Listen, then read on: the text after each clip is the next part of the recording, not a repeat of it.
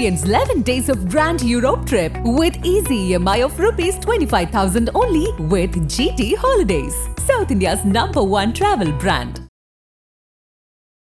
ஆக்சுவலாக பீலா அவங்க வந்து ஒரு எம்பிபிஎஸ் படித்த மருத்துவர். இப்போ தற்காலிகமாக பேர் மாற்றிருக்காங்களே, பீலா ராஜேஷ் அப்படின்ற பேரை பீலா வெங்கடேசன் அப்படின்னு மாற்றிருக்காங்க. இவங்க வந்து ஒரு வான் வித் சில்வர் ஸ்பூன்னு சொல்லலாம். இவங்க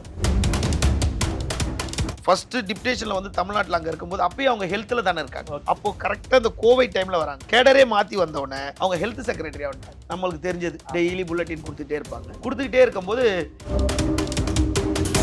அதாவது ஒரு ஐபிஎஸ் ஆபீசர்ஸ்க்கு மத்தியில் இவர் லா அண்ட் ஆர்டர், இவரு ஒரு லாய்க்கு இல்லாத ஆபீசர் தான் இவர். Law and order dummy post தான் வச்சிருந்தாங்களா அவரை? ராஜேஷ் தாஸ் அவர்களை வீரமா போய் மொக்க வாங்கிட்டு வருவார். அந்த வடிவேல் மாதிரி தான் இவர். நிறைய பேர் அதிகாரிகள்லாம் இவர் சொல்றதை பார்க்கும்போது, உன் மனைவியை பத்தி ஒரு ஆண் கூட பேசும்போது உனக்கு எவ்வளவு கோவம் வந்து அடிச்ச, இன்னொருத்தர் மனைவியை நீ என்ன பண்ணிருக்க, அதுக்கு கன்விக்ட் ஆயிருக்கு. உனக்கு வந்தா ரத்தம், மத்தவனுக்கு வந்தா தக்காளி சட்னியா? இதுல என்னன்னு கேட்டா, என்ன தவறு வேணாலும் பண்ணிட்டு கடவுள்கிட்ட போனா காப்பாத்திடுவாருன்னு நினைக்கக்கூடிய ராஜேஷ் தாஸ் கடவுள்கிட்ட சரண்டர் ஆயிடுவாரா? ஆமா. இதுக்கு உதாரணம் ஓகே. எதுக்கு எடப்பாடி வந்து ராஜேஷ் தாஸ் அவர்களுக்கு ஸ்பெஷல் டிஜிபி அந்தஸ்தை கொடுத்தாரு? என்ன காரணம்? இது வரைக்கும் ஐபிஎஸ் ஆபீசர் தெரியலன்றாங்க. நம்ம ஆய்வு செய்ததுல ஆனா இந்த டைம்ல அவங்க பேரை மாத்திருக்காங்கன்னா சொத்து பிரிக்கிறதுக்காக இருக்கும். தந்தையோட வழி சொத்து வர வேண்டியதா இருக்கலாம், இல்ல தாயோட வழி சொத்து வர வேண்டியதா இருக்கலாம், இல்ல மகள்களுக்கு பிரிச்சு கொடுக்க வேண்டியதா இருக்கலாம். எப்படியோ ஒண்ணு. இந்த மாதிரி ஒரு கணவர் இல்லைன்னா அவங்க இன்னமும் டாப் மோஸ்ட்ல வந்திருக்கலாம். ஆதன் தமிழ் நேயர்களுக்கு அன்பு வணக்கம். நம்மோடு பத்திரிகையாளர் திருமிகு விமலேஸ்வரன் அவர்கள். வணக்கம் விமலேஷ் சார். வணக்கம். நல்லா இருக்கீங்களா? மகிழ்ச்சி சார். அதாவது எனக்கு ஒரு மிகப்பெரிய சந்தேகம். அதாவது நீங்களாம் சமீபத்தில் டிசம்பர் 11ஆம் தேதி ஒரு நியூஸ் பேப்பரில் ஒரு பெட்டி ஒரு விளம்பரம் வந்துச்சு. அது வந்து எல்லா மெயின்ஸ்ட்ரீம் மீடியாவும் அந்த நியூஸை வந்து கேரி ஓவர் பண்ணியிருந்தாங்க. தமிழகத்தின் மிக முன்னணி ஐஏஎஸ் ஆன பியூலா ராஜேஷ் அவர்கள் தன்னுடைய பெயரை கெசட்டில் மாற்றிருக்காங்க. அதாவது அவங்க அப்பா பெயரான வெங்கடேஷனை தன் பெயருக்கு பின்னாடி சேர்த்துருக்காங்க. இனிமேல் பியூலா ராஜேஷ் என்று அறியப்பட்டவர் இன்று முதல் பியூலா வெங்கடேஷனாக அறியப்படுவார் அப்படிங்கிற ஒரு வக்கீல் நோட்டீஸ் மாதிரி ஒரு விளம்பரம் ஒன்று போட்டுருந்தாங்க. அந்த விளம்பரத்தை எல்லா மெயின்ஸ்ட்ரீம் மீடியாவும் கேரி ஓவர் பண்ணி நியூஸ் எல்லாம் போட்டாங்க.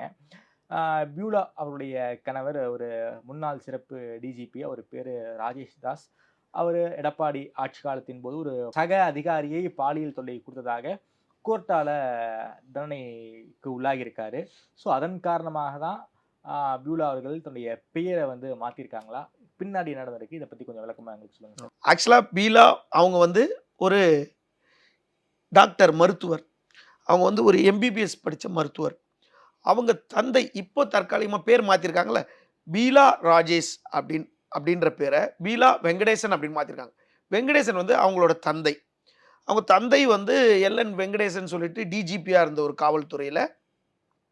அவங்க தாயார் வந்து ராணி வெங்கடேசன் சொல்லிட்டு அவங்க வந்து எம்எல்ஏவெல்லாம் இருந்திருக்காங்க. இவங்க வந்து ஒரு சில்வர் ஸ்பூன், வான் வித் சில்வர் ஸ்பூன்னு சொல்லலாம்.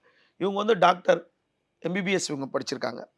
ரெண்டாவது, இவங்க தந்தைக்கு வந்து இவங்களுக்கு மேரேஜ் பண்ணணும்னா ஒரு ஐபிஎஸ் ஆஃபீஸர் தான் மேரேஜ் பண்ணணுன்ற ஒரு எண்ணம். அப்படின்னும்போது 63ல் வந்து பிறந்திருக்காருன்னு நினைக்கிறேன். அதாவது 31/12/1963 பிறந்திருக்காரு. ஒடிசா மாநிலத்தில் தினக்கனல்னு ஒரு இதில் தான் பிறந்திருக்காரு. அவர் தான் நம்ம ராஜேஷ் தாஸ். அவர் வந்து 89 பேட்சோட ஐபிஎஸ் ஆஃபீஸர். அவர் கூட இவங்களுக்கு திருமணம் பண்ணி வைக்கிறாங்க. அவர் வந்து 89 பேட்ச் ஒரு ஐபிஎஸ் ஆஃபீஸர். அப்போ வந்து இவங்களுக்குள்ள 2 பேருக்குள்ள மேரேஜ் ஆகி கொஞ்ச நாட்களுக்குள்ளேயே 93ல் என்னவோ இவங்களுக்கு மேரேஜ் ஆகுது. மேரேஜ் ஆனோன்னா இவங்களுக்கு ஒரு சின்ன ஒரு மிஸ் அண்டர்ஸ்டாண்டிங், அவருக்கும் இவருக்கும் உங்களுக்கு ஒரு மிஸ் அண்டர்ஸ்டாண்டிங் இருக்கிறதுனால, நீங்கள் ஐபிஎஸ்ஸாக இருக்கீங்களே, நானும் ஒரு ஐஏஎஸ் ஆக முடியாதான்னு சொல்லிட்டு இவங்க வந்து ஐஏஎஸ் படிக்கிறாங்க. ஓகே.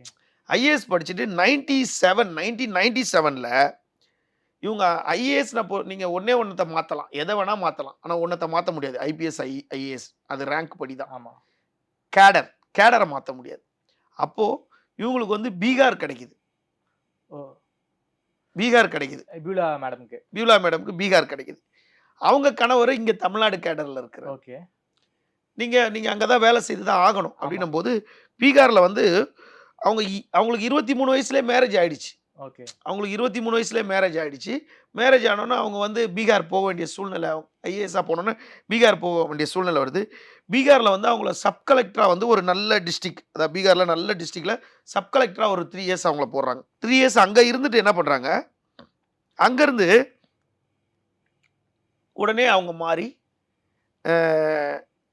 டிப்டேஷன் கேட்குறாங்க. டிப்டேஷன்ல அப்புறம் டியூட்டி ரிப்போர்ட்ல டிப்டேஷன் கிடைக்கல. அவங்களுக்கு டியூட்டி மாத்தி அவங்க என்ன பண்ணாங்க, தமிழ்நாடு அசிஸ்டன்ட் கலெக்டரா வந்து தமிழ்நாட்டுல அசிஸ்டன்ட் கலெக்டரா ஒரு 4 இயர்ஸா ஒர்க் பண்றாங்க. ஒர்க் பண்ணிட்டு அந்த 4 இயர்ஸ்ல எப்படி ஒர்க் பண்றாங்கன்னா, அ தமிழ்நாட்டுக்கு வந்தோனே உங்களுக்கு நல்ல இதா கிடைக்குது. எப்படி கேட்டீங்கன்னா, முனிசிபல் அட்மினிஸ்ட்ரேஷன் கிடைக்குது. எஜுகேஷன் டிபார்ட்மெண்ட் கிடைக்குது. 2மே ஒரு பெரிய துறை தான். ஆமா 2மே பெரிய துறை. 2 துறையும் கிடைக்குது. இதுக்கு வந்து நீங்க பொலிட்டிக்கல் பவர் சொல்லலாம், இன்ஃப்ளூயன்ஸ் இருக்கலாம்னு சொல்லலாம். இந்த போலீஸ் டிபார்ட்மெண்ட்ல சொல்ற மாரி இழுக்கிறதுக்கு ஒரு ஆளும், தள்ளுறதுக்கு ஒரு ஆளும் நம்மளுக்கு தேவைன்னா, நம்மள வந்து சாயும்போது நம்மள பின்னாடி தாங்கிறதுக்கு ஒரு ஆள் இருந்தாங்கன்னா, காவல்துறையில இருக்கவங்க எந்த தவறு செய்வாங்க. அவங்கள காப்பாத்துறதுக்காக தான் இது வந்து போலீஸ் ஆஃபீசர் புஷ் அண்ட் புல் அப்படின்னு சொல்லுவாங்க. அந்த ஓகே. மாரி இவங்களுக்கு அந்த மாரி லக்கா கிடைச்சிருச்சு. பட் இந்த ஸ்டில் டேட் வரைக்கும் பியூலா அவங்க பேர்ல வந்து பெரிய விஷயங்கள் எதுவும் பிரச்சனைகள் எதுவும் கிடையாது. ஓகே. எந்த ஒரு அலிகேஷனும் கிடையாது. எந்த அலிகேஷன்ஸும் பெருசா கிடையாது. திரும்பவும் இவங்க எஜுகேஷன் இங்க இருந்து திரும்பவும் அவங்க பீகார் போறாங்க முடிஞ்சுட்டு. ஓகே. பீகார் போன உடனே பீகார் வந்து மாநிலம் 2ஆ பிரியுது. ஜார்க்கண்டும் பீகாரும் பிரியுது. ஆமா. அப்ப ஜார்க்கண்ட்ல வந்து இவங்கள வந்து ஜார்க்கண்ட்ல ஒரு டிஸ்ட்ரிக்ட் வந்து டான்பாத்ன்னு ஒரு டிஸ்ட்ரிக்ட். அது வந்து ஒரு நல்ல டிஸ்ட்ரிக்ட். அந்த டிஸ்ட்ரிக்ட்ல இவங்கள வந்து கலெக்டரா போடுறாங்க. ஓகே. அங்க ஒரு 2 இயர்ஸ் ஒர்க் பண்றாங்க. 2 இயர்ஸ் ஒர்க் பண்ணிட்டு அங்கேயே வந்து முனிசிபல் கலெக்டரா வந்து ஒரு 2, 3 இயர்ஸ் ஒர்க் பண்றாங்க. அப்போ ஒரு 5 வருஷம். அப்போ அவங்க ஒரு 7, 8 வருஷம் 10 வருஷம் இதுலயே சர்வீஸ் அவங்களுக்கு சர்வீஸ் போயிடுச்சு. பண்ணிட்டாங்க. 10 வருஷம். அதற்கப்புறம் அவங்க என்ன பண்றாங்க, திரும்பவும் டிப்டேஷன்ல வந்து தமிழ்நாடு வராங்க. இது மாரி யாருக்குமே அமையாது. ஆமா. டிப்டேஷன்ல தமிழ்நாடு வந்தவுடனே என்ன பண்றாங்கன்னு கேட்டா, எக்ஸ்போர்ட்ஸ் ஹேண்ட்லூம்ஸ் கார்ப்பரேஷனுக்கு வராங்க. கைத்தறி ஹேண்ட்லூம்ஸ் கைத்தறி. வராங்க. அங்க வந்தவுடனே என்ன பண்றாங்க, அதுல நெறைய பேர் ஒரு விஷயம் உதாரணம் சொல்லணும்னா, இயக்குனர், செயலர் அப்படின்னு இருப்பாங்க. ஆமா. தெரியும்ல உங்களுக்கு? டைரக்டர், இப்போ செக்ரட்டரி. கூட உதாரணத்துக்கு நம்ம சொல்லணும்னா, இதுக்கு முன்னாடி வந்து கடந்த ஆட்சி காலத்துல பதிவுத்துறை இயக்குனரா இருந்திருப்பாங்க. ஆமா. ஜோதி நிர்மலா அவங்கன்னு சொல்லிட்டு. இப்ப பதிவுத்துறை செயலரா இருக்காங்க. செக்ரட்டரியா மாறிட்டாங்க. செக்ரட்டரியா மாறிட்டாங்க. ப்ரமோஷன். ஆமா. அதே துறையில ஆனா. ஆமா. அதே மாரி இவங்க வந்து அந்த ஹேண்ட்லூம்ஸ்ல 7 வருஷம் இருக்கிறாங்க. முதல்ல 3 வருஷம் வந்து இவங்க வந்து இதா இருக்கிறாங்க. அதாவது டைரக்டரா எம்டியா இருக்கிறாங்க. அதுக்கப்புறம் கமிஷனரா இருக்காங்க. இப்படி இருக்காங்க. அதுக்கப்புறம் திரும்பவும் இவங்கள வந்து ஜார்க்கண்ட் மாத்திறாங்க. ஓகே. ஜார்க்கண்ட் போயிடுறாங்க. ஜார்க்கண்ட் போனோனே சில அந்த டைம்ல ஜார்க்கண்ட் போயிடுறாங்க. சில நாட்கள் தான் அவங்க பணிபுரியிறாங்க. அங்கருந்து அவங்க வந்து அந்த இதுக்கு நடுவுல இந்த பீரியட் டைம்ல அவங்க வீட்டுக்காரர் வந்து திருச்சியில இருக்கிறார். ஓகே. திருச்சி கமாண்டோட ஆபீசரா இருக்காரு. எந்த காலகட்டம் இதெல்லாம்? இந்த காலகட்டம்னு நீங்க பார்த்தீங்கன்னா, ஒரு ஒரு ஒரு 8, 10 ஆண்டுகளுக்கு முன்னாடி, ஓகே. 8 ஆண்டுகளுக்கு முன்னாடி. அவர் வந்து திருச்சி கமாண்டோர்ல இருக்காரு. அப்போ இவங்க வந்து வெக்கேஷன்ல அங்க வந்திருக்காங்க. இவங்க லீவ்ல அங்க வந்திருக்காங்க. இவங்க வரும்போது என்ன பண்றாங்க, அங்க வந்து போலீஸ் ஆஃபீசர் அந்த ஷட்டில் கார்க் இருக்கும்ல, அங்க வந்து இவங்க வந்து ஷட்டில் கார்க் விளையாடுறாங்க. யாரு? Beulah madam. பியூலா விளையாடுறாங்க. இவங்களுக்கு ஆப்போசிட்ல வந்து ஒரு நல்லா விளையாடக்கூடிய ஒரு ஒரு பிசி அதாவது காவலர் விளையாடுறாரு. இந்த காவலர் விளையாடிட்டு இருக்காரு. காவலர் விளையாடிட்டு இருக்கும்போது, இன்னொரு காவலர், அந்த காவலருடைய கணவ ம நண்பர் வந்து தன்னோட மனைவி பிரெக்னன்சியா இருக்கும்போது அவங்கள கூப்பிட்டுட்டு வாக்கிங் போயிட்டு இருக்காரு. அந்த அந்த கிளப்ப சுத்தி. கிரவுண்ட்ல. அப்ப சொல்றாரு, அந்த ஷட்டில் விளையாடுற காவலர்கிட்ட சொல்றாரு இந்த காவலர், "என்ன சரியான ஆள புடிச்சிட்ட போல இருக்கு" அப்படின்னு ஒரு வார்த்தை சொல்றாரு. இது அவங்களுக்குள்ள ஒரு விஷயம் சொன்னது. இத வந்து பீலா ராஜேஷ் வந்து அவங்கள பியூலான்னு அவங்க இன்னும் சொல்லல. பீலான்னு தான் சொல்றாங்க. அதனால தான் நான் அத அழுத்தமா பதிவு பண்றேன். ஓகே. அ அவங்க வந்து நேரா அவங்களோட ஹஸ்பண்ட் கிட்ட சொல்றாங்க. உடனே அந்த காவலர புரட்டி புரட்டி அடிக்கிறாரு. ஓகே. நீங்க எவ்வளவு பெரிய ஆபீசரா இருந்தாலும் தடுக்க தான் முடியுமே தவிர திரும்ப அடிக்க முடியாதுல்ல. ஆமா. ஒரு காவலரால ஒரு கமாண்டோவ அடிக்க முடியாதுல்ல. அடி அடின்னு அடிச்ச உடனே அங்க இருந்தவங்கலாம் போட்டு மனு போட்டு முதல்வருக்கு மனுலாம் போட்டு முதல்வர் தனிப்பிரிவுக்குலாம் போட்டு அவர ராஜேஷ் சார சஸ்பெண்ட் பண்றாங்க. ஓகே. இதான் ஒரு ஃபர்ஸ்ட் சஸ்பெண்ட். இத எதுக்கு நான் இப்ப முதல்ல சொல்றேன்னா, உன் மனைவிய பத்தி ஒரு ஆண் கூட பேசும்போது உனக்கு எவ்வளவு கோவம் வந்து அடிச்ச. யாரோ ஒரு ஆண் இன்னொரு ஆண் கிட்ட பேசுனத. இன்னொருத்தர் மனைவிய நீ என்ன பண்ணியிருக்க? அதுக்கு கன்விக்ட் ஆயிருக்கு. அப்போ உனக்கு வந்தா ரத்தம், மத்தவனுக்கு வந்தா தக்காளி சட்னியா? இதுக்கு தான் இந்த விஷயத்த முதல்ல சொன்னேன். 2வது அடுத்து அவருடைய பாயிண்ட்ல 2வது அவர் பண்ண விஷயம், ஒரு உமன் டிஎஸ்பி. ஓகே. அவர் வந்து அப்போ வந்து அவங்க கிட்ட பாலியல் சீண்டல் வச்சுக்கிட்டாரு. அவங்க அடிச்சுட்டாங்க. ராஜேஷ் தாஸையா? ஆமா அடிச்சுட்டாங்க. ஆனா, கன்னத்துல அடிச்சாங்களா, எட்டி மிதிச்சாங்களா, உதைச்சாங்களா, கீழ தள்ளி போட்டு புரட்டி புரட்டி எடுத்தாங்களான்றதெல்லாம் தெரியாது. ஆனா அடிச்சுட்டாங்க. அடிச்சுட்டாங்க. ஓகே. டிஎஸ்பி ராஜேஷ் தாஸ ராஜேஷ் தாஸ அடிச்சுட்டாங்க. அடிச்சுட்டாங்க. இது அப்போது பெரிய சர்ச்சையாகி, இது பெரிய அளவுல பெருசா வராம மூடி மறைக்கப்பட்டது. ஓகே. 3வது அதான் 3வது ஒரு பெண் ஐஏஎஸ் கிட்ட கூட இந்த வேலைய அவர் பண்ணியிருக்காரு. ஓகே. 3வது. 4வது திருவள்ளூர்ல அவர மாத்துறாங்க. ம். திருவள்ளூர்ல வந்து எஸ்பியா இருக்கும்போது, அங்க வந்து ஜாங்கிட் வந்து இதுல இருக்காரு. ஆபீசரா இருக்காரு. Head officer. அப்ப அங்க ஒரு கல்யாண மண்டபத்துல போய் பணம் வாங்கிட்டு சர்ச்சையை ஏற்படுத்துறாரு. ம். அந்த சர்ச்சையை ஏற்படுத்தும்போது தான் இவங்க பேர்ல விஜிலன்ஸ்ல ஒரு புகார் வருது. ஓகே. அப்ப இவங்க பேர்ல முதல் விஜிலன்ஸ்ல ஒரு புகார் வருது. அப்ப திருவள்ளூர் மாவட்ட எஸ்பியா இப்ப எப்ப இருக்காருன்னா 2002ல இருக்காரு. ஓகே. 2002 ஆண்டு அங்க பணியாற்றும் போது அவருக்கு பிரச்சனை வருது. அதற்கு பிறகு இவர் என்ன பண்ணியிருக்காருன்னு நம்ம சொல்லணும்னா, பிகினிங்ல இருந்து இன்னைக்கு வரைக்கும் அவரோட குட் ப்ரொஃபைலே கிடையாது. ஓகே. இவர் வந்து கூடுதல் ஆணையரா இருக்கிறார். இந்த கூடுதல் ஆணையரா இருக்கும்போது, பத்திரிகை புகைப்படக்காரர ஒருத்தர வந்து கேமராவ புடுங்கி தாக்கப்பட்டுட்டாங்க. சென்னையிலயா? சென்னையில. அப்போ இவர் தான் அங்கருந்து இவர இங்க மாத்திட்டாங்கல்ல. திரும்ப திரும்ப எங்கேயும் ஒரு இடத்துல ஒரு ஒழுங்கா இருக்க மாட்டாரு. இவர் எங்கேயுமே ஒழுங்கா சர்வீஸ் பண்ணதே கிடையாது. அதாவது ஒரு ஐபிஎஸ் ஆபீசர்ஸ்க்கு மத்தியில இவரு லா அண்ட் ஆர்டருக்கு அன்ஃபிட் ஆபீசர்ன்னு பேரு. ஓகே. லா அண்ட் ஆர்டர் இவரு ஒரு லாயக்கு இல்லாத ஆபீசர் தான் இவரு லா அண்ட் ஆர்டர்ல. இதுல சும்மா நான் டம்மி போஸ்ட் தான் வச்சிருந்தாங்களா அவர? ராஜேஷ் தாஸ் அவர்கள? நல்ல போஸ்ட்ட இவரு தக்க வச்சுக்க மாட்டாரு. ஓகே. ஹேண்டில் பண்ண தெரியாதுன்னுவாங்கல்ல. ஓகே. ஹேண்டில் பண்ண தெரியாது. அப்படின்னா வீரமா போய் மொக்க வாங்கிட்டு வருவாருன்னு அந்த வடிவேல் மாரி தான் இவரு நெறைய பேரு அதிகாரிகள்லாம் இவர சொல்றத பார்க்கும்போது. அப்போ கேமராவ தாக்கப்பட்டுடுச்சு அப்படின்னு ஒரு பத்திரிக்கையாளர் பிரதிநிதிகள்லாம் போய் அங்க பேசிட்டு இருக்காங்க. அவங்கள அவதூறா பேசிட்டார். பஞ்சாயத்து பண்ண போனவங்கள புகார் தர போன பத்திரிக்கையாளர் பாதிக்கப்பட்ட பத்திரிக்கையாளருக்காக நெறைய பத்திரிக்கையாளர் பிரதிநிதிகள் போயிருக்காங்க. அவங்கள சர்ச்சை ஏற்படுத்திட்டார்.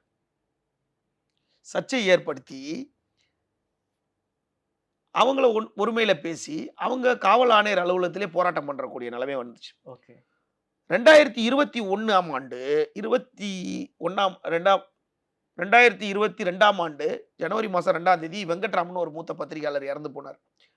அப்ப இவர் வந்து நீலாங்கரையில இருக்கும்போது, அவர்கிட்ட ஏதோ கேட்டார்ன்றதுக்காக நீலாங்கரை போலீஸ் ஸ்டேஷன்ல அவர உட்கார வச்சுட்டார் 2, 3 நாள். ஒரு பத்திரிகையாளர. இவருடைய தரம் என்னன்னு சொல்றதுக்காக இத சொல்றேன். இவ்வளவு மோசமா இருக்கே. ஆமா, ட்ராக் ரெக்கார்ட். 3வது என்ன பண்றாரு, குறிப்பா தென்மண்டல பணியில இருக்காரு. தென்மண்டலத்துல இவர் வந்து ஐஜி பணியில இருக்காரு. முல்லை பெரியார் அணை வந்து இவரோட பிரச்சனையிலே முல்லை பெரியார் அணை பிரச்சனை தான். முல்லை பெரியார், கூடங்குளம் 2 பிரச்சனையும் இவருக்கு ஒரு பெரிய பிரச்சனை. 3வது பசுபதி பாண்டியன், வெங்கடேச பண்ணையாருக்கு நடுவுல இருக்க போர்ல அங்க கலவரத்துல இவர் பூந்து அதை ஹேண்டில் பண்ண தெரியாம ஒரு பண்ண பிரச்சனை. ஓகே. 4வது அந்த முல்லை பெரியார் பிரச்சனையில அடுக்குமுறைய வந்து இவரு கையாண்டுட்டாரு. கையாண்டோனே என்னாச்சு, தேனி மாவட்டத்துல இருக்கவங்க மக்கள் வந்து கொதித்தெழுந்து கேரளாக்கு எதிரா வந்து அவங்க போராடுறாங்க. அப்ப போராடும்போது இவங்க கடுமையா அவங்கள ஒடுக்குறார், அடிக்கிறார், தாக்குறார். ஓகே. அப்போ தாக்குன உடனே விவசாயிகள், தமிழக விவசாயிகளையும், இப்போ தமிழக கட்சி அமைப்பினரையும் அவர் கொச்சையா பேசணும்னா, அவங்கெல்லாம் இவர மாத்தணும்னு சொல்லிட்டு, இவர பயங்கரமா குற்றச்சாட்டு பண்ணி, இவர அங்கருந்து இவர தூக்கிட்டாங்க. நீ தென் மாவட்டத்துக்கே லாயக்கு இல்ல. எவ்வளோ பெரிய பவரான நீ ஆமா. அங்க நீ டம்மின்னு சொல்லிட்டு தூக்கிட்டாங்க இங்க. தென்மண்டல ஐஜியா இருந்திருக்காரு. தென்மண்டல ஐஜி அங்கருந்து தூக்கிட்டாங்க. ரொம்ப பவர்ஃபுல்லான போஸ்ட். ஆமா. ரொம்ப சிக்கலான இஷ்யூவ அவரால தீர்க்க முடியல. தீர்க்க முடியல. கூடங்குளம் போராட்டம் விவகாரத்திலயும் அவரோட அணுகுமுறை சரியில்ல. அதுல பெரிய அதிருப்தி ஆயிடுச்சு இவருக்கு. அதற்கு பிறகு சரி இன்சார்ஜா போடுறாங்க. பரமக்குடியில இமானுவேல் சேகரனோட குரு பூஜையில. ஓகே. அங்க போலீசார்கள் மீது கண்மூடித்தனமாக தாக்குதல் நட சொல்லி துப்பாக்கி சூடு நடத்துறதுக்கு காரணமாயிட்டார். ஓகே. அதாவது 5 தலித் மக்கள் பரிதாபமா அங்க கொல்லப்பட்டாங்க. ஓகே. அந்த துப்பாக்கி சூடு ராஜேஷ் தாஸ் இருக்கும்போது தான் நடந்திருக்கு. நீங்க சொல்றக்கூடிய எல்லா விஷயமே தமிழ்நாட்டுல ஒரு மிகப்பெரிய பேசுபொருளாக இருந்த விஷயம். அந்த இடத்துல ஒரு நல்ல திறமையான ஒரு போலீஸ் ஆபீசர் இருந்திருந்தா இது எதுவுமே நடந்திருக்காது. ரொம்ப பக்குவமா ஹேண்டில் பண்ணிருப்பாரு. ராஜேஷ் தாஸ்க்கு எதையுமே ஹேண்டில் பண்ண தெரியல. மாமனார் மூஞ்சிய பார்த்து பல பேர் அந்த டைம்ல இருந்த அவருக்கு மாமனார் கிட்ட சர்வீஸ் பண்ணவங்க ஒரு சிலர்லாம் இருக்கும்போது சில விஷயங்கள்லாம் அவரை வந்து அப்படியே காப்பாத்தி விட்டாங்க. ஓகே. இதெல்லாம் நம்ம சொல்லலைன்னா கூட அவங்க பர்சனலா ஒரு விஷயம் இருக்கு. என்னன்னா, இதற்கெல்லாம் முன்னாடி அந்த திருச்சி இன்சிடென்ட் நடக்குதுல்ல, திருச்சி ஆமா. அந்த அந்த டைம்லயே இவங்களுக்குள்ள பிரியறக்கூடிய ஒரு சூழ்நிலை வந்துருச்சு. ஓகே. அப்போ பெரிய பெரிய ஆஃபீசர்ஸ்லாம் வந்து பேசி கீசி இத காம்ப்ரமைஸ் பண்ணி இல்லன்னு சொல்லிட்டு, இல்லாட்டி அப்பயே இவங்க பிரிஞ்சிருக்க வேண்டியது. அப்ப சில காலம் பிரிஞ்சிருந்ததா கேள்விப்பட்டாலும், அதுக்கப்புறம் வந்து இவங்க பிரிஞ்ச மாரி கோர்ட்டுக்கு போய் அதெல்லாம் வாங்குன மாரி இன்னும் தெரியல. ஆனா அப்பவும் அவங்க வந்து பீலா ராஜேஷ் அவங்க பயன்படுத்தி இருந்தாங்க. அப்பவும். அந்த சூழ்நிலையிலயும். அதற்கு பிறகு பரமக்குடி இமானுவேல் சேகரன் குரு பூஜையா, துப்பாக்கி சூடு. அதற்கு பிறகு அது அப்படியே தேவர் குரு பூஜை. ஓ! தேவர் குரு பூஜையில நடந்த பயங்கர மோதல்ல ஒரு சப் இன்ஸ்பெக்டர் கொடூரமாக கொல்லப்படுறாரு. அதற்கும் அது அப்போ இன்னொரு சமுதாயத்த ஒரு குறிப்பிட்ட சமுதாயத்த சேர்ந்த ஒரு 6 பேர் கொல்லப்படுறாங்க. இதுல வந்து ராஜேஷ் சாஸ் பேரு பெரிய அளவுல கெட்டு போச்சு. ஓகே. அப்போ ராஜேஷ் சாஸ் என்ன பண்றாரு, பரமக்குடி கலவரம், கூடங்குளம் கலவரம், முல்லை பெரியாறு இந்த மாரி எல்லா விஷயத்திலயும் சிக்குறாரு. ஓகே. சிக்கிட்டு எல்லாமே ஹேண்டில் பண்ண தெரியல. எல்லாமே காம்ப்ளிகேட்டடான கேஸா இருக்கு. காம்ப்ளிகேட்டடான கேஸ் தான். அப்புறம் தென்மண்டல பொறுப்புல இருந்து அவர தூக்கிட்டாங்க. திரும்பி தூக்கி அடிக்கப்பட்டு திரும்ப சென்னைக்கு வரப்படுறாரு. சென்னைக்கு வந்த உடனே இதற்கு நடுவுல அவங்க மனைவி வந்து அவங்க என்ன பண்றாங்க, திரும்ப ஜார்க்கண்ட் போய் ஃபியூ டேஸ் இருக்குல்ல, அதுக்கு நடுவுல அவங்க வந்து கேடரே மாத்திர்றாங்க. ஓகே.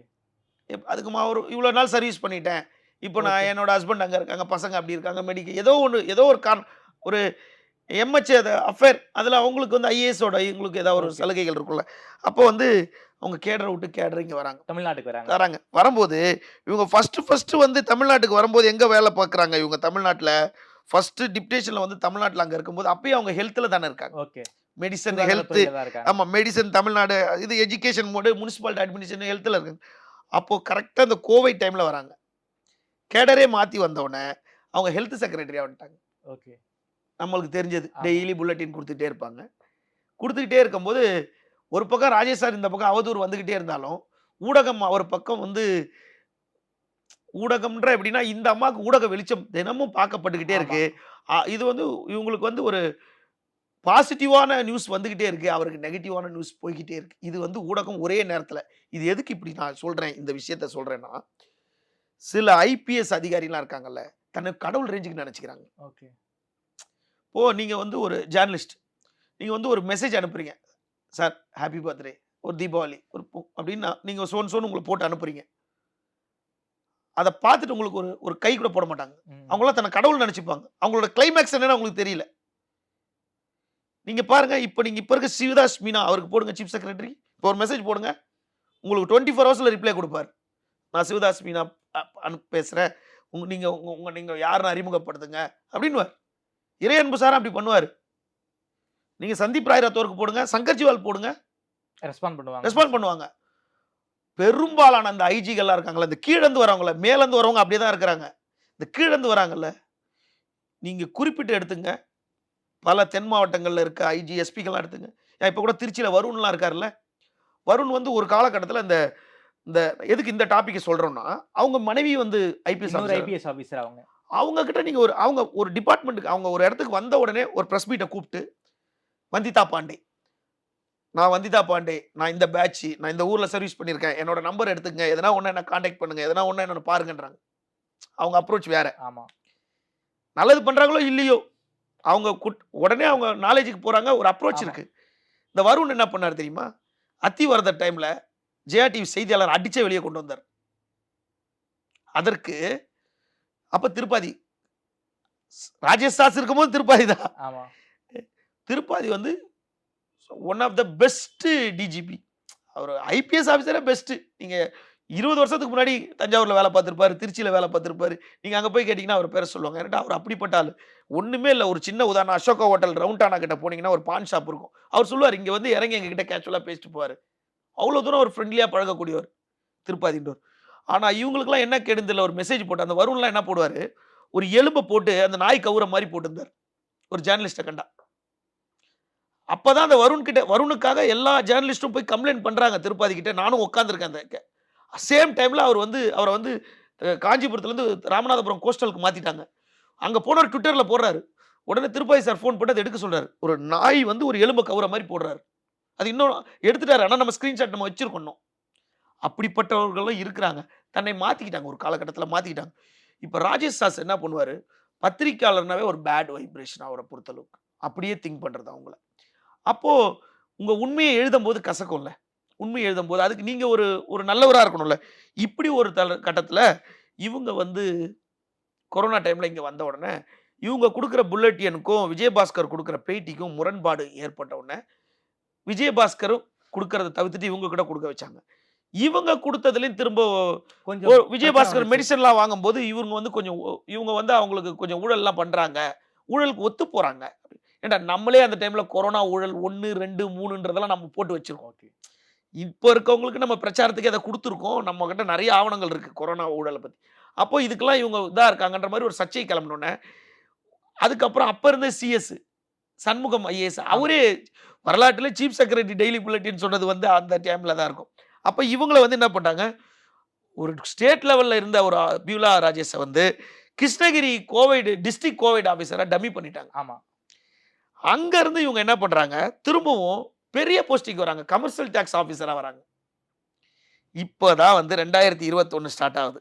ஓகே. 21 பிகினிங் ஸ்டார்ட் ஆகும்போது, எலக்ஷனுக்கு முன்னாடி 2020ல இவர நியமிக்கிறாங்க. ஆமா. எப்படி நியமிக்கிறாங்கன்னா, உலகத்திலேயே இன்னும் ஆபிசரே இல்லாத மாரியும், இவரு மட்டும் தான் இன்னும் ஐபிஎஸ் ஆபிசர் மாரியும், இவரு லா அண்ட் ஆர்டர்ல இதுக்கு நடுவுல சொல்லணும்னா, இவரு 2, 3 இடத்துல நான் வீரமா போறேன்னு சொல்லிட்டு அங்க புரட்டி போட்டு, பீச்ல புரட்டி போட்டு, துப்பாக்கி எல்லாம் விட்டுட்டு ஓடியாந்திருக்காரு. திரும்பவும் காவலர் போய் இவரோட துப்பாக்கி எல்லாம் எடுத்துட்டு வந்து குடுத்த வரலாறுலாம் இருக்கு. ராஜேஷ் தாஸ்க்கு. வீரமா போய் மொக்க வாங்கிட்டு வந்துர்றது. இதுக்கு நடுவுல இவரால பாதிக்கப்பட்ட பெண்கள் ஒரு கட்டத்துல இவர வந்து இவரோட நல்ல நேரம் காப்பாத்திட்டே போயிருக்கு. இதுல என்னன்னு கேட்டா, என்ன தவறு வேணாலும் பண்ணிட்டு கடவுள்ட்ட போனா காப்பாத்திருவாருன்னு நினைக்கக்கூடிய ராஜேஷ் தாஸ். அப்படியா? கடவுள்கிட்ட சரண்டர் ஆயிடுவாரா? ஆமா. இதுக்கு உதாரணம்னா நம்மகிட்ட புகைப்படங்கள்லாம் இருக்குன்னு வச்சுக்கங்களேன். நம்மளே நெறைய கோயிலுக்கு அவர் கோயில்ல வழிபாடும் போதெல்லாம் நம்மளே நெறைய கோயில்ல அவரும் நம்ம கூட இருந்திருக்கோம். கடவுள் நியாயத்த பார்த்து தானே குடுப்பாரு. தப்பு பண்ணிட்டு கடவுள்ட்ட போனா காப்பாத்த மாட்டார்ல. இவரு என்ன பண்ணுவாரு, அப்போதெல்லாம் அவங்க மனைவி வந்து அவருக்கு அதாவது 2020ல வரலாற்றிலே இல்லாம ஒரு சிறப்பான ஒரு டிஜிபி தமிழகத்துக்கு திருப்பாதி வந்து இருக்காரு. அவர வந்து திருப்பாதி இருக்கும்போது, எளிமையா நீங்க திருப்பாதி இருக்கும்போது ஒருத்தர கூப்பிடுறாரு. அ ஒரு ஒரு நல்ல ஒரு பேரு. எனக்கு சடனா ஞாபகம் வரல. சாம்சன் சாம்சன் அப்படின்னு ஒரு ஒரு ஐபிஎஸ் ஆஃபீசர கூப்பிட்டு, பத்திரிக்கையாளருக்கு எதனா ஒரு பிரச்சனைன்னா முதல்ல இவர கான்டாக்ட் பண்ணுங்க. இவர் மூலியமா என்ன கான்டாக்ட் பண்ணுங்க. அப்படின்னு ஒரு ஒரு திருப்பாதி கொண்டு ஈஸி வந்தார். அப்ரோச்சபிளா இருந்தாரு. ஆமா. அவரு வந்து அவரு டிஜிபி வரலாறுலே இல்லாம, அந்த டிஜிபிக்கு எதிர்த்த ரூம்லயே ஒரு ரூம கிரியேட் பண்ணி, அங்க கொண்டு வந்து இவரு ஒரு ஸ்பெஷல் டிஜிபியா அவர வச்சு, இவரு வந்து காலையில எந்திரிச்சு எடப்பாடிய எழுப்புறது, எடப்பாடி எங்க போறாரு மீட்டிங் போறது, அவரு கூடயே போறோம்னு நம்மளுக்கு எடப்பாடியோட முழு செல்வாக்கு இருக்குன்னு ஸ்பெஷல் டிஜிபின்னு ஒரு கேரக்டர் குடுத்துட்டாங்க. ஓகே. எதுக்கு எடப்பாடி வந்து ராஜேஷ் தாஸ் அவர்களுக்கு ஸ்பெஷல் டிஜிபி அந்தஸ்த குடுத்தாரு? என்ன அது காரணம்? இதுவரைக்கும் ஐபிஎஸ் ஆபீசர் தெரியலன்றாங்க. நம்ம ஆய்வு செய்ததுல, இப்போ ஒரு டிஜிபி இருக்காரு. இப்ப சைலேந்திர பாபு இருந்தார். ஆமா. சைலேந்திர பாபு இருந்தார். சைலேந்திர பாபு பேர்ல தைலேந்திர பாபுவ நியமிச்சுட்டாங்கன்னா, அதற்கப்புறம் அவர யாராலயும் தூக்க முடியாது. ஆமா. அதுக்கப்புறம் ஜனாதிபதி நெனச்சா தான் மாத்த முடியும். ஃபிக்ஸ் பண்ணா ஃபிக்ஸ் பண்ண தான் 3 வருஷத்துக்கு. டிஜிய மாத்த முடியாது. டிஜிய மாத்த முடியாது. அப்ப டிஜிய வந்து மாத்தவே முடியாது. அப்போ அவங்கள டம்மி பண்ணணும். அவங்க நம்மளுக்கு கோஆப்பரேட் பண்ணலாம் டம்மி பண்ணணும். அப்போ 2021 எலக்ஷன் வரப்போகுது. அதுவரைக்கும் திருப்பாதி இருக்கணும். நல்லா புரியுதா உங்களுக்கு? திருப்பாதி இருக்கணும். அப்போ எலக்ஷனுக்கு வந்து இவரு டிஎம்கேக்கு சப்போர்ட் பண்ணிடுவாரோ அப்படின்ற ஒரு பயம் வந்து எடப்பாடிக்கு இருந்திருக்கலாம். ஓகே. திருப்பாதி அவர்கள். அப்ப திருப்பாதிய தூக்கவும் முடியாது. அப்ப யாரோ தப்பான கைட் பண்ணியிருப்பாங்க. இவர தூக்காம இவர டம்மி பண்ணலான்னு போட்டவங்க. அப்ப போட்டோம்னா அப்ப திருப்பாதியோட நல்ல பெஸ்ட் ஆபீசர நீ போட்டுருக்கணும்ல. ஆமா. அப்போ இந்த மாரி ஒரு உமனேசர், உமனேசர் தான் அவரு அதுதான். அதாவது கன்விக்ட் ஆயிடுச்சு. அப்புறம் அவர் பேர சொல்றதுல என்ன இருக்கு? அதுக்கப்புறம் என்ன போயிடுச்சுன்னு கேட்டா சொல்றேன் அடுத்து. இவரு என்ன பண்ணிட்டாரு உடனே டிஜிபிக்கு எதிராவே ஒரு ஆபீஸ் ரூம் கிரியேட் பண்ணி அவர வச்சுட்டு, இவருக்கு தனியா இவருக்கு கீழ நெறைய டிஎஸ்பி இவங்கலாம் போட்டு, சிஎம் எங்க போறாரு, பிரச்சாரத்துக்கு எங்க போறாரு, கரூர் போறாரு, அங்க போறாரு. அப்ப என்ன பண்ணுவாரு, இந்த பக்கம் கடலூர், சிதம்பரம், மாயவரம். அப்ப மாயவரம்லாம் தனியா பிரிச்சுட்டாங்கல்ல. மாயவரத்துல பிரிச்சோன்னா அங்க வந்து அபினவ் ஏதோ ஒருத்தர் இருந்தாரு. அபிநய் ஏதோ ஒருத்தர் இருந்தாரு. புது கலெக்டர் ஒருத்தங்க இருந்தாங்க. அப்பதான் ஃபர்ஸ்ட் கலெக்டர். அப்ப எடப்பாடி விசிட் போறாரு. போயிட்டு அப்படியே ஒரு 7, 8 டிஸ்ட்ரிக்ட் போறாரு. அப்ப போம்போது ஒரு பெண் ஐபிஎஸ் அதிகாரி வந்து அவங்க வந்து கரூர்லேருந்து இதுலேருந்து பெரம்பலூர்லேருந்து வந்திருக்காங்க. அவங்க வந்து எப்பயுமே ஜூரிஸ்டிக்ஷன் வந்து ஒரு சிஎம் வரும்போது மாத்தி மாத்தி போடுவாங்க. ஓகே. இப்போ இப்போ இங்க காஞ்சிபுரத்துல ஒரு ஒரு எக்ஸ்போர்ட் கம்பெனில ஒரு பிரச்சனை நடந்துச்சு கொஞ்ச நாள் பின்னாடி. ஆமா. அப்ப இதுக்கெல்லாம் 8 மண்டலத்துக்கும் 8 டிஸ்ட்ரிக்ட்டுக்கும் ஒரு ஐஜி இருக்கார்ல. ஆமா. அப்ப அங்க இருந்து நீங்க பெரம்பலூர்ல இருந்து கள்ளக்குறிச்சியில இருந்து ஆளுங்கலாம் இங்க வராங்கல்ல. ஸ்ரீரங்கம் கோயிலுக்கு செங்கல்பட்டுல இருந்துலாம் டியூட்டி பார்க்க போறவங்கலாம் இருக்காங்கல்ல. ஆமா. ஆமா. ஏன் பசுமன் தேவர் குரு பூஜைக்கு சென்னையில இருந்துலாம் கூட போறாங்கல்ல. இந்த மாதிரி ஓகே. இருக்கும்போது ஐபிஎஸ் ஆஃபீஸர் அவங்களோட இதற்கு ஒவ்வொரு டிஸ்ட்ரிக்ட்குள்ள வரும்போது அவங்களோட என்ட்ரி குடுப்பாங்கல்ல. ஆமா. அப்படின்னும்போது இவர் தானே முதல்ல போய் ரூட்லாம் போடுறது. இப்படி போம்போது இவர் வந்து ஃபோன்லேயே வந்து அ ஸ்பெஷல் கேரக்டர் அப்படின்னு சொல்லிட்டு ஒண்ணு ஒரு சேவ் பண்ணி வச்சுப்பாராம். இவரு முதல் நாள் போம்போதே அங்க ஒரு பெண் ஐபிஎஸ் அதிகாரி. அவங்கள இவரு ஃபோட்டோ எடுத்திருக்காரு. ஃபோட்டோ எடுத்திருக்காரு. இவரு ஃபோன்ல சேவ் பண்ணி வச்சுட்டாரு. ஃபோட்டோ எடுத்துட்டு. அவங்க எதுக்கு ஃபோட்டோ எடுக்குறாங்க? ஏதோ ஒண்ணுத்துக்கு நெனச்சுட்டாங்க. மறுநாள் அந்த டியூட்டி முடிச்சுட்டு போம்போது, "உன் கார் பின்னாடி வரட்டும். நீ என் கார்ல வா" அப்படின்னு சொல்ட்டாரு. ஹையர் அஃபீஷியல் அவரு. Higher officer. Obey my order சொல்லி தான் ஆகணும். ஆமா. ஏன்டா டிஜி ஸ்பெஷல் டிஜி என்னடா டிஜிபிக்கே ஒருத்தர் ஸ்பெஷல் டிஜிபி ஒருத்தர் போடுறாருன்னா, அப்ப சிஎம்க்கு எவ்வளோ நெருக்கமா இருப்பார். ஆமா. இவர எதுக்கு போட்டார்? ஏன் இவர சூஸ் பண்ணாங்கன்னு தான் தெரியல. இவர எதுக்கு சூஸ் பண்ணாங்கன்றது மட்டும் தான் இன்ன வரைக்கும் தெரியல. ஓகே. அதிமுக. அது அவங்களே யோசனை பண்ணியிருப்பாங்க. நம்ம இவர தப்பா போட்டுட்டோமோ! அப்டின்ட்டு. அவங்கள உட்கார வச்சிருக்காரு. நேரா கொண்டு வந்து பெரம்பலூர்ல இறக்கி விட்டுட்டு போயிட்டாரு. எங்க கரூர்லேருந்து வந்து பெரம்பலூர்ல இறக்கி விட்டு போயிட்டாரு. மறுநாள் சிஎம் போறாரு. 8 மாவட்டத்துக்கு. இந்த பக்கம் கள்ளக்குறிச்சி இதெல்லாம் போம்போது, உளுந்து இவங்கள திரும்பவும் மறுநாள் வந்து உங்க கார்ல வாங்கன்னு சொல்லிட்டு இவங்கள ஏத்திர்றாரு. ஏத்திட்டு இவங்க வந்துகிட்டு இருக்காரு. வரும்போதே டிரைவர் கிட்ட சொல்றாரு, ரிவர் வியூ மிரர மேல தூக்கி விடுன்றாரு. ஓகே. அவர் உடனே ரிவர் வியூ மிரர மேல தூக்கி விட்டுறாரு. உடனே இவரு வந்து ஹிந்தி பாட்டுலாம் பாடத் தெரியல. ஹிந்தி பாட்டுலாம் பாடுன்றாரு. உடனே அவங்களுக்கு ஒரு மாரி அனீசியா இருக்கு. அவங்களும் ஹிந்தி பாட்டுலாம் ஏதோ அந்தாச்சேரி மாரி பாடுன்றாங்க. "பாரு உன்னோட ஃபோட்டோவ நான் எப்படி சேவ் பண்ணி ஸ்பெஷல்" அப்படின்னு சொல்லிட்டு, "உன் ஃபோட்டோ எப்படி சேவ் பண்ணி வச்சிருக்கேன் பாருன்னு" அத எடுத்து காட்டுறாரு. இத வந்து என்ன பண்றாரு, இப்படியே பார்த்துக்கிட்டே இருந்துட்டு, அவங்கள வந்து கைய பிடிச்சுட்டாரு. கைய பிடிச்சு ஏதோ ஒண்ணு பண்ணியிருக்காரு. உடனே அவங்க என்ன பண்றாங்க, இவங்க வந்து என்ன பண்றாங்க, இவங்களோட பிஎஸ்ஓ சுந்தர்ன்னு ஒருத்தர் இருக்காரு. அவர்கிட்ட "நீ கார பின்னாடியே எடுத்துட்டு வான்னு" இருக்காங்க. அவர் என்ன பண்ணிட்டாரு, டிஜிபி கார் கூட வர முடியாதுன்னு அவரு எங்கேயோ ஒரு இடத்துல போய் ஸ்ட்ரகிள் ஆகி பொறுமையா வராரு. அப்போ உளுந்தூர்பேட்டை வரும்போது கள்ளக்குறிச்சி டிஸ்ட்ரிக்ட் தொடுறதுல்ல. ம். அப்ப அந்த இடத்துல ஜியா உல் ஹக் வந்து அங்க நிக்கிறாரு இவர ரிசீவ் பண்றதுக்கு. ஓகே. அப்ப உளுந்தூர்பேட்டையில இந்த எஸ்பி அவரு அவரு. தானே எஸ்பி அவரு தானே ஜியா உல் ஹக் தானே. அதுக்கப்புறம் தான் செல்வகுமார் வராரு. ஓகே. செல்வகுமார் வரும்போது தான் இந்த இந்த இந்த இதெல்லாம் கல்லூரி இதெல்லாம் பள்ளி கள்ளக்குறிச்சி சம்பவம் கள்ளக்குறிச்சி நடந்தது. சம்பவம்லாம் நடக்குது. அதுக்கப்புறம் பகலவன் வராரு. அப்போ ஜியா உல் ஹக் தானே அவர் தானே. எப்படின்னா ஃபர்ஸ்ட்டு ஃபர்ஸ்ட்டு கள்ளக்குறிச்சி டிஸ்ட்ரிக்ட்டா பிரிச்சு ஃபர்ஸ்ட் எஸ்பி ஓகே. அவரு ஜியா உல் ஹக். அப்படிதான் நினைக்கிறேன். என் கணிப்பு சரியா இருந்தா. அவரு உடனே வந்தவுடனே அவர பார்த்து கார் நிப்பாட்டி தான் ஆகணும். இறங்குன உடனே இந்த அம்மா சடனா இறங்கிட்டாங்க. இறங்கிட்டாங்க. இறங்கி ஓடி போய் இவங்க கார பார்க்குறாங்க. உடனே ஜியா உல் ஹக் கார் இருக்கு. கார் ஏறி உட்காந்து டிஸ்டர்ப் ஆயிட்டாங்க. இது வந்து டோல்கேட்ல நடந்த சம்பவம் இதெல்லாம். டோல்கேட்ல அப்படியே போய் இறங்கி அப்படியே அந்த கார்ல உட்காந்துட்டாங்க. அப்ப அங்க இருக்கவங்களுக்குலாம் ஏதோ புரியுது ஏதோ நடக்குதுன்னு சொல்லிட்டு. ஓகே. உடனே இவங்க வந்து இவங்க கார பார்க்குறாங்க. என் கார் வந்தா வர சொல்லுங்க. என்ன என்ன உளுந்தூர்பேட்டையில டிராப் பண்ண சொல்லுங்கன்ட்டு இவங்க ஜியா உல் ஹக் கார்லயே போயிட்டாங்க. ஓகே. கார்ல போயிட்டாங்க. போயிட்டு அன்னைக்கு ஃபுல்லா அவங்க டிஸ்டர்ப்ல இருக்காங்க. இது சம்பந்தமா பெரிய ஆள் கிட்ட சொல்றாங்க. "அம்மா அவர் பெரிய ஆபீசர்மா. அவரு அப்பா மாரி வயசுமா. உன்ன அப்படி சும்மா ஏதோ ஒரு கேஷுவலா எல்லாரையும் பார்த்தோன்னே ஹக் பண்ற மாரிம்மா" அப்படின்னா கூட இவங்க என்ன நான் இவ்வளோ தூரம் ரெக்வெஸ்ட் பண்றேன் நீங்க சொல்லவே இல்லையே எங்கள பத்தி. இப்படி என்ன வந்து கேட்கவே மாட்டேன்றீங்களேன்னு சொல்லிட்டு இவங்களுக்கு ஒரு பெரிய ஆதங்கம். இவங்க ஹஸ்பண்டுக்கு ஃபோன் பண்றாங்க. அவரு டெல்லியில வந்து ஐஏஎஸ்ஸா இருக்காரு. ஓகே. ஹஸ்பண்ட் பச்சை கொடி காட்டுனதுக்கு அப்புறம் ஒரு மனைவிக்கு வேற என்ன வேணும்? யாரா இருந்தாலும். கூலி தொழிலாளியும் அதுதான். யாரா இருந்தாலும் அந்த ஐபிஎஸ் ஹஸ்பண்ட் ஆஃபீஸர்னால பச்சை கொடி அதான். காட்டிட்டாருன்னா, அந்த மனைவி கேட்டுருவாங்கல்ல. "நீ என்ன வேணா பண்ணு பார்த்துக்கலாம்" அப்படின்ட்டு அவரும் அங்க என்னென்ன டெல்லி லிங்க் பண்ணணுமோ யார்கிட்டயோ பிடிச்சிட்டாரு. சொல்லிட்டாரு. உடனே இந்த விஷயம் தெரிஞ்சு இவங்க வந்து கம்ப்ளைண்ட் கம்ப்ளைண்ட் காப்பி ரெடி பண்றாங்க டிஜிய பார்க்கறதுக்கு. கம்ப்ளைண்ட் காப்பியே அடிக்க மாட்டேன்றாங்க யாரும். ஸ்பெஷல் டிஜிபிக்கு எதிரா அப்படியும் பிரஷர் பண்ணி ஒருத்தர வச்சு கம்ப்ளைண்ட் காப்பி அடிச்சுட்டு வந்துகிட்டு இருக்காங்க. அந்த டைம்ல தான் செங்கல்பட்டுல ஒரு எஸ்பி கண்ணன வச்சு இவங்க அவரு என்ன பண்ணுவாரு? டிஜிபி சொல்றாருன்னா எஸ்பி ஓடி அந்த கார் வந்து நிப்பாட்டி அவங்க கிட்ட ஃபோன் பண்ண சொன்னா அவங்க ஃபோன் பண்ண மாட்றாங்க. ஃபோன குடுக்குறாங்க. அப்புறம் இவங்க ஏதோ ஷவுட் பண்றாங்க. ஷவுட் பண்ணோனே அந்த AK-47 வச்சுட்டு சுத்தி நின்னவங்கலாம் கலைஞ்சிடுறாங்க.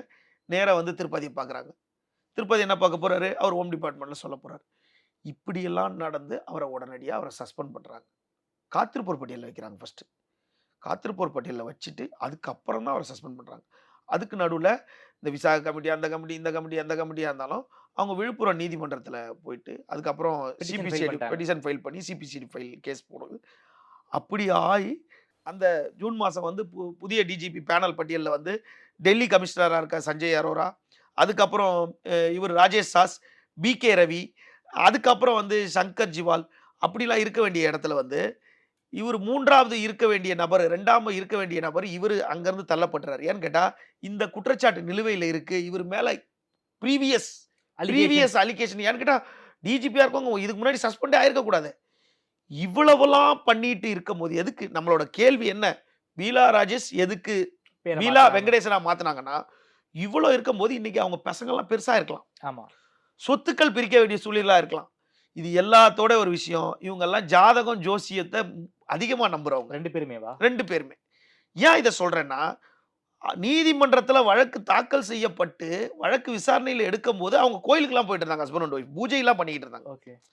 பூஜை பண்ணிக்கிட்டு இருந்து, அதற்கப்புறம் ஒரு ஆர்டர் வாங்குறாங்க. அதுக்கப்புறம் ஒரு ஆர்டர் வாங்குறாங்க. நம்மகிட்ட ஆவணம் இல்லாமலாம் சொல்றதில்ல. நெறைய ஆவணம் இருக்கு. ஆர்டர் வாங்குறாங்க. என்ன ஆர்டர் வாங்குறாங்கன்னா, எங்க பேர யாருமே பயன்படுத்தக்கூடாது அப்டின்னும்போது, பயன்படுத்தும்போது, சரி அந்த பெண் எஸ்பி மட்டும் இங்க இருந்தா தப்பாயிடுமேன்றனால, அந்த பெண் எஸ்பிய வேற ஸ்டேட்டுக்கு மாத்திட்டாங்க. ஓகே. இந்த கேஸ் கொஞ்ச நாள் வேற இதுல நடந்துச்சு.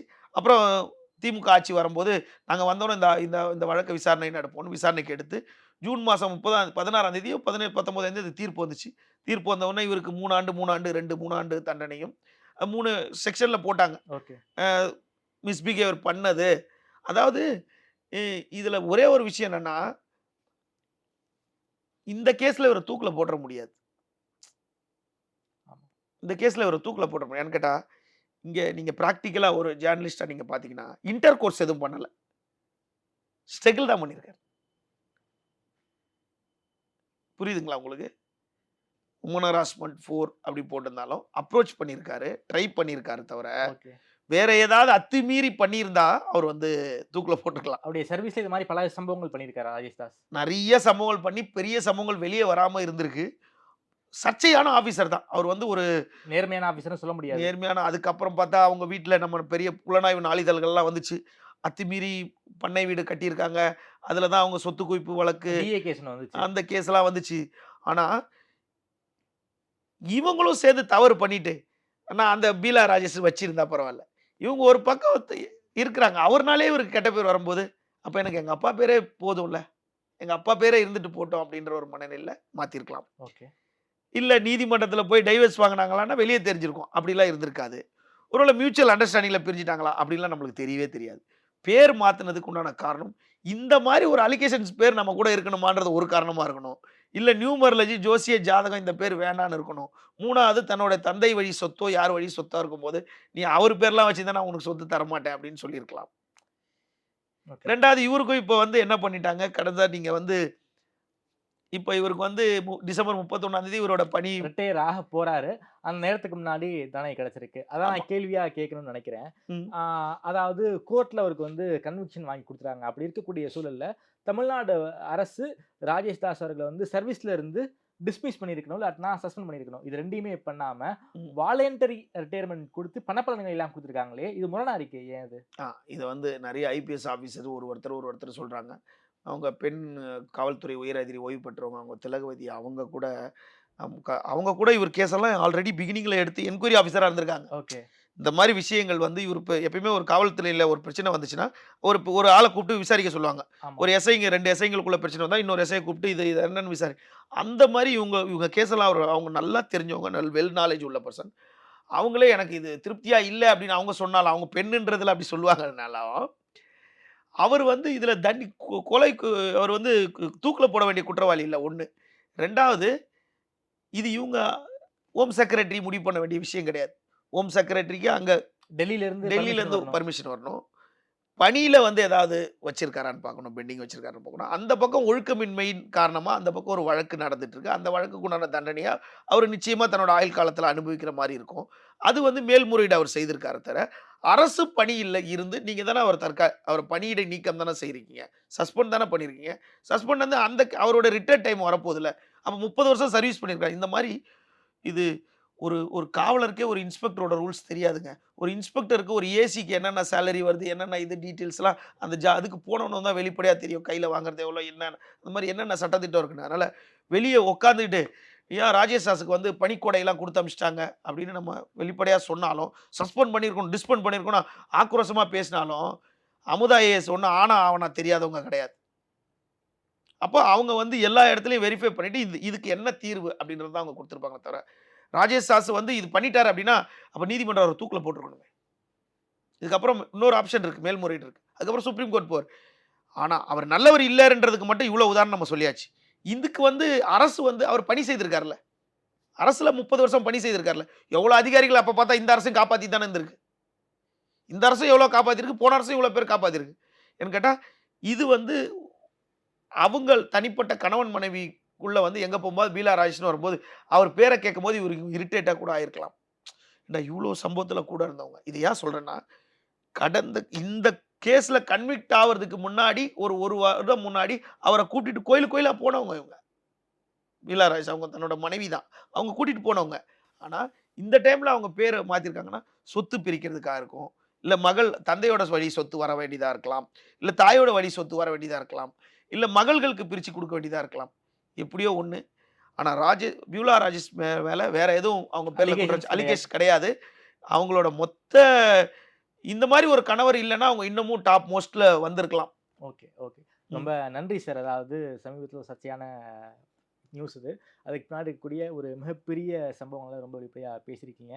குறிப்பாக இந்த ராஜேஷ் தாஸ் அவர்கள் செய்த அத்துமீறல்கள், அட்டூழியங்கள், ஒரு வார்த்தை ஒண்ணு சொன்னீங்க. அவர் வந்து லா அண்ட் ஆர்டருக்கே லாயக்கு இல்ல. ஆமா. அவர் எடுத்த எல்லா விஷயமும் ஃபெயிலியரா ஃபெயிலியர். முடிஞ்சிருக்கு. அப்படின்னு அவருடைய உண்மை முகத்த ரொம்ப பட்டவர்த்தனமா உடைச்சிருக்கீங்க. இதுவரைக்கும் எங்கேயுமே ராஜேஷ் தாஸுடைய இந்த அளவுக்கு டீட்டெயில்ஸ் யாருமே குடுக்கல. அந்த அளவுக்கு ரொம்ப விரிவா குடுத்திருக்கீங்க. நேரம் கொடுத்து பேசியதுக்கு ரொம்ப நன்றி விமலேஷ் சார். நன்றி, நன்றி.